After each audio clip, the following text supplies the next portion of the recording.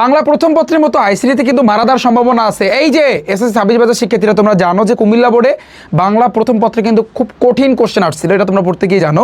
তো একই রকমভাবে এই আইসিটি সাবজেক্টটা যেটা তোমার কাছে মনে হইতেছে খুব ইজি একটা সাবজেক্ট, বাট এটা কিন্তু মারা দেওয়ার সম্ভাবনা বাংলা প্রথম পত্রের মতো আছে। আমি আগে থেকে সতর্ক করে দিলাম। তুমি বলবো যে ভাইয়া কেন? এখানে অন্ততপক্ষে মনে রাখো 2 থেকে 3টা বোর্ডে মারা দিবে কনফার্ম। এখন কোন বোর্ডে দেয় এটা কিন্তু বলা যায় না। তো এই জন্য তোমার যে চ্যাপ্টারগুলো ভালো করে পড়তে হবে আমি বলবো সেটা হচ্ছে মাল্টিমিডিয়া ও গ্রাফিক্স, এবং আরেকটা হচ্ছে কিন্তু প্রোগ্রামিং এর যে চ্যাপ্টারটা আছে। এই দুইটা অধ্যায় তোমরা কিন্তু অনেকে স্কিপ করে যাবে, বাট মনের ভুলেও এই ভুলটা ভাইয়া তুমি কইরো না, অনুরোধ। আমি এই কারণে মাল্টিমিডিয়া গ্রাফিক্স আর হচ্ছে কিন্তু এই যে প্রোগ্রামিং এর চ্যাপ্টার, এই দুইটা চ্যাপ্টারে এতটা গুরুত্ব সহকারে আমার ম্যারাথন ক্লাসে করাইছি। যারা আমার ইউটিউব চ্যানেলে অলরেডি আমি ক্লাসটা কিন্তু দিয়েছি, যারা দেখোনি দেখে নিও। কেন ভাইয়া? কারণ আমি চাই না যে ভাইয়া বাংলা প্রথম পত্রের কথা মনে আছে, বিশেষ করে কুমিল্লা বোর্ডের যত শিক্ষার্থী ছিল ওরাই কিন্তু একমাত্র জানে যে বাংলা প্রথম পত্রে কি কোশ্চেন করছিল।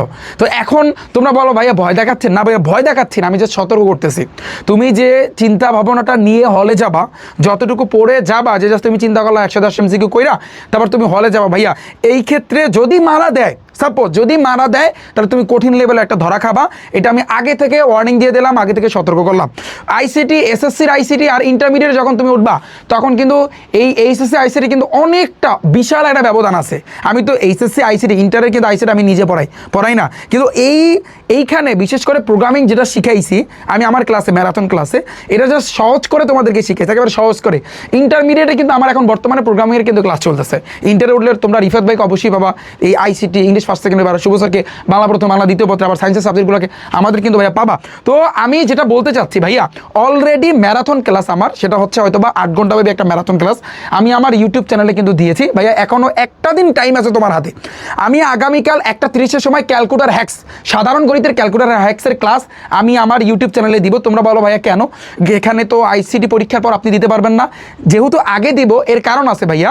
একটা দিন তুমি মাঝখানে টাইম পাচ্ছ, তুমি যদি আমার 8 ঘন্টার এই আইসিটি ক্লাসটা দেখো, তুমি দেখবা আর পড়বা, দেখবা আর পড়বা, আর কিছু লাগবে না। এবং দাগানো আমি কিন্তু দাগায় দিছি ভাইয়া, এইটা এই লাইন ইম্পর্টেন্ট, আমি কিন্তু দাগাই দিছি, ক্লাসের ভিতরে দাগাই দিছি। তোমার এক্সট্রা করে কিন্তু কিছু লাগতেছে না যে দাগানো বই লাগবে, এটা সেটা দরকার নাই। আমি ক্লাসে বই দাগাই দিছি, মেইন বুক থেকে তোমাদের পড়াইছি, বই দাগাই দিছি। তুমি জাস্ট ওগুলো পড়বা, দাগিয়ে পড়বা, বারবার পড়তে থাকবা, ক্লাস থামিয়ে পড়বা, ক্লাস থামিয়ে পড়তে হবে তোমার। তো আমি অনুরোধ করবো ভাইয়া, তোমাদের মাল্টিমিডিয়া ও গ্রাফিক্স এই চ্যাপ্টারটা এবং প্রোগ্রামিং চ্যাপ্টারে, এই দুইটা চ্যাপ্টারে একটু বেশি করে ফোকাস দাও, কারণ নাইলে কিন্তু কনফার্ম মারা দেওয়ার সম্ভাবনা আছে। এখন কোন বোর্ডগুলোতে দেয় আমি আসলে জানি না, বাট একটু সতর্ক হও ভাইয়া। আইসিটিটা তোমার কাছে মনে হতে পারে পানিবাদ, বাট তুমি প্রোগ্রামিং করতে যাবা, মাল্টিমিডিয়া গ্রাফিক্সে যাবা, তখনই তুমি দেখবা যে আসলে আইসিটি জিনিসটা কি।